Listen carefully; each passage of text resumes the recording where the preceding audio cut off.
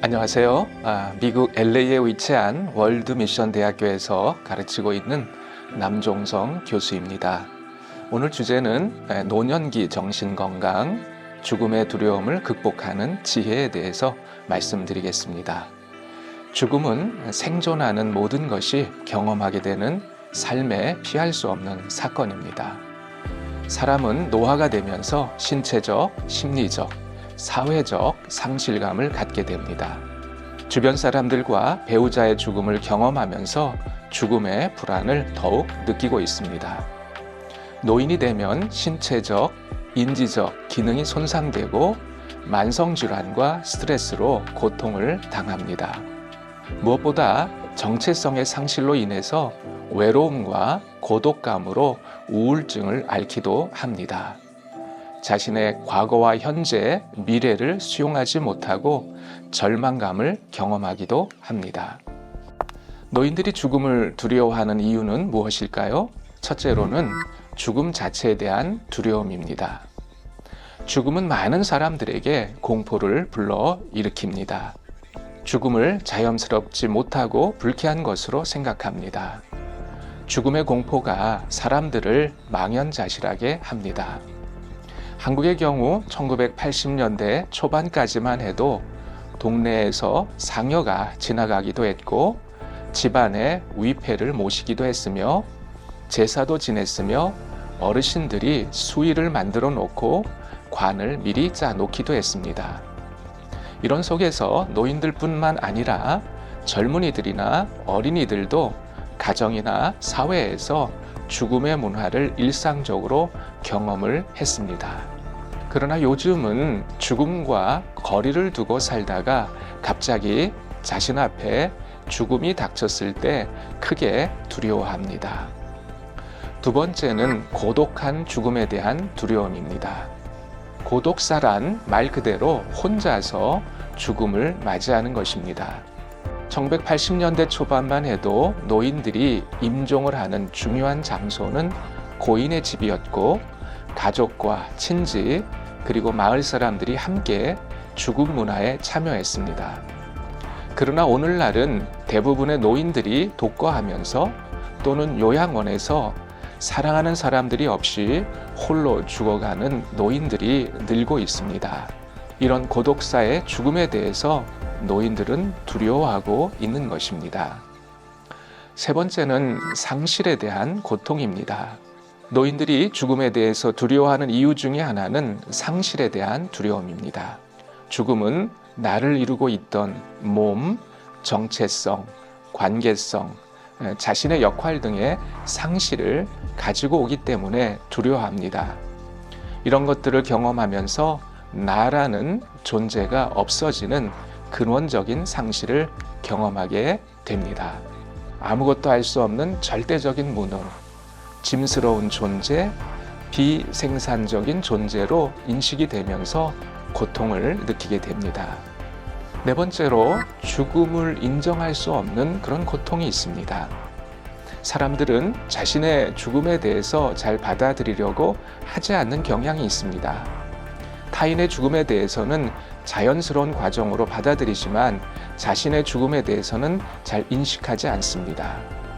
노인들과의 인터뷰를 통해서 죽음하면 떠오르는 감정들이 무엇이냐는 질문에 대해서 섬뜩함, 생각하기 싫음, 정신이 번쩍 나고 심각해짐, 받아들이기 쉽지 않음 등으로 응답을 했습니다. 이유는 삶에 대한 미련과 집착이 있기 때문입니다.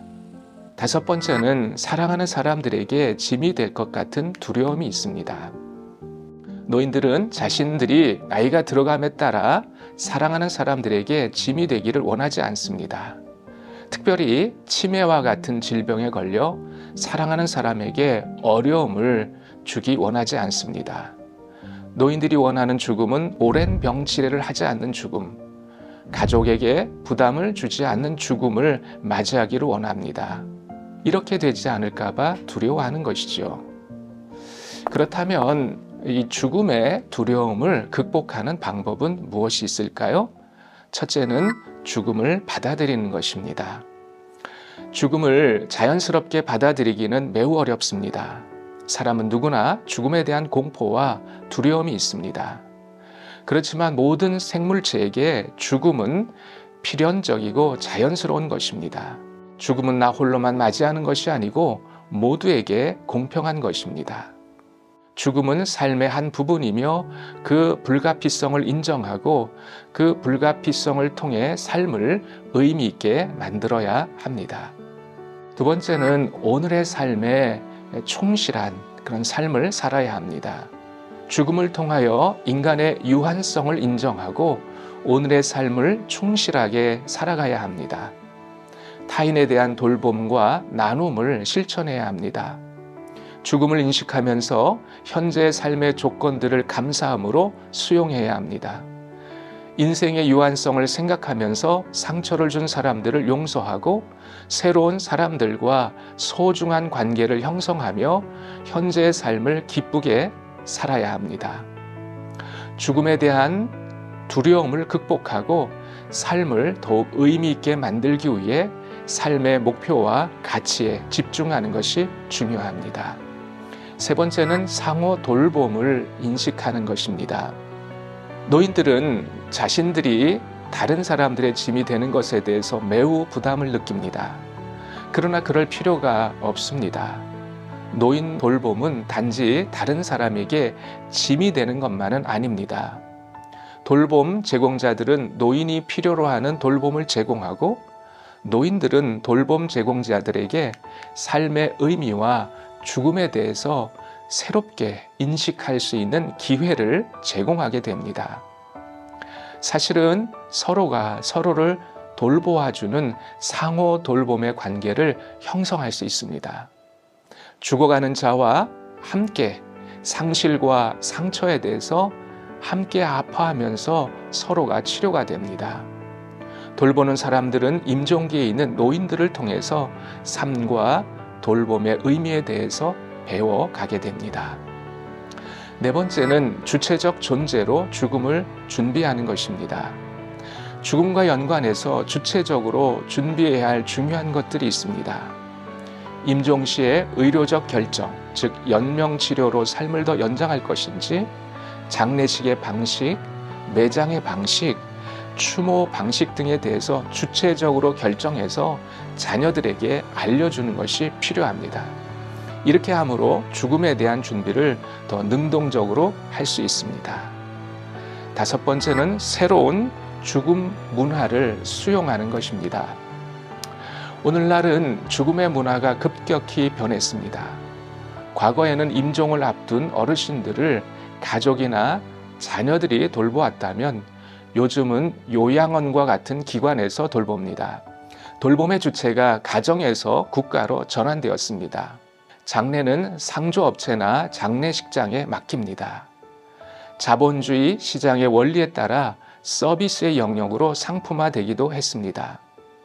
새로운 장례 문화는 고인이 아닌 유가족들의 편의를 중심으로 이루어지고 있습니다. 죽음을 앞두고 있는 노인들에게는 새로운 죽음 문화를 수용하기 어렵겠지만 받아들여야 합니다. 현대인의 바쁜 삶을 살고 있는 자녀와 가족들을 위해서 새로운 문화를 받아들여야 합니다. 죽음을 특별한 사건으로 받아들여 특별한 대우를 받으려 하지 말고 죽음이 일반적인 것처럼 죽음의 문화도 담담하게 받아들여야 할 것입니다. 지금까지 미국 LA에 위치한 월드미션 대학교에서 가르치고 있는 남종성 교수였습니다. 감사합니다.